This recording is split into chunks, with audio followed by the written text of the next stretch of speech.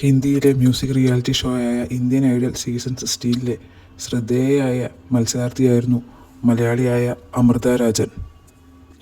Audition റൗണ്ടിൽ തന്നെ മികച്ച പ്രകടനം കാഴ്ചവെക്കാൻ അമൃതയ്ക്കായി. അമൃതയുടെ ഓഡിഷൻ റൗണ്ട് എന്ന് വെച്ചാൽ വൈറലായൊരു സംഭവമായിരുന്നു.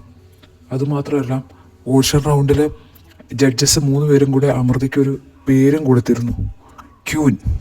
അതായത് ഈ കേരളത്തിലെ ക്വീൻ എന്നുള്ളതിനെ ക്യൂൻ എന്നാണ് വിളിക്കുന്നതെന്ന് അവർ പ്രത്യേകം നോട്ട് ചെയ്തിട്ടുണ്ടായിരുന്നു.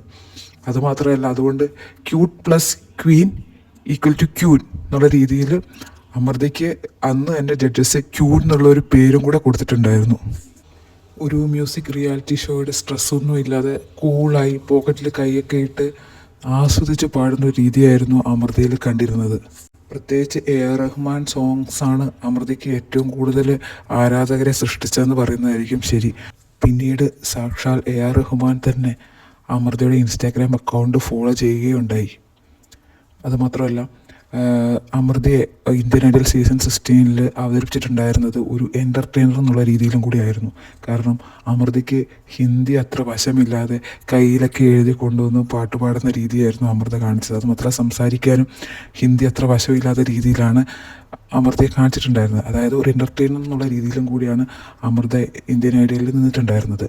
അതുകൊണ്ട് തന്നെ കേരളത്തിൽ മാത്രമല്ല, ഇന്ത്യയിലൊട്ടാകെ അമൃതയ്ക്ക് കുറേ ഫാൻ ഫോളോയിങ് കൂടി ഉണ്ടായിരുന്നു. അപ്പം ഇപ്പോൾ ഏറ്റവും ലേറ്റസ്റ്റായിട്ട് കിട്ടിയ ന്യൂസ് അനുസരിച്ച് അമൃത ഇന്ത്യൻ ഐഡലിൽ നിന്ന് പുറത്തായി എന്നുള്ളതാണ്.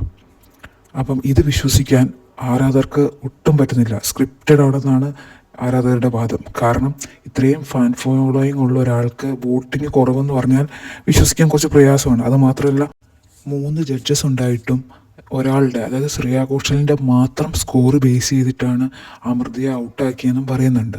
അപ്പം മറ്റ് 2 ജഡ്ജസ് എന്തുകൊണ്ട് അന്ന് അവിടെ പ്രസൻ്റ് ആയില്ല എന്നുള്ളതും സംശയമുണ്ടാക്കുന്ന കാര്യമാണെന്നാണ് ആരാധകർ പറയുന്നത്. അപ്പം എന്താ പറയുക, ചില സമയങ്ങളിൽ ഫസ്റ്റ് പ്രൈസ് വരെ കിട്ടുമെന്ന് പ്രതീക്ഷിച്ച ഒരാളായിരുന്നു അമൃത. അപ്പോൾ അമൃതയുടെ ഈ പുറത്താകലിനെ ഒരിക്കലും അംഗീകരിക്കാൻ പറ്റാത്തതാണ്. അതുമാത്രമല്ല, ഈ ഷോയിൽ നിന്ന് പുറത്തായാലും പലപ്പോഴും ഈ ഷോയിൽ നിന്ന് നേരത്തെ പുറത്തായവരാണ് വലിയ നിലയിൽ എത്തിയിട്ടുള്ളതെന്നുള്ളതും വേറെ കാര്യമുണ്ട്. അതിന് ഉദാഹരണമാണ് സീസൺ 2 നേരത്തെ ഔട്ടായി പോയ നേഹ കാക്കറും മൊണാലി ഠാക്കറൊക്കെ. അപ്പോൾ അതുപോലെ അമൃതയ്ക്കും ഇനിയും അവസരങ്ങൾ മുന്നോട്ടുണ്ട്.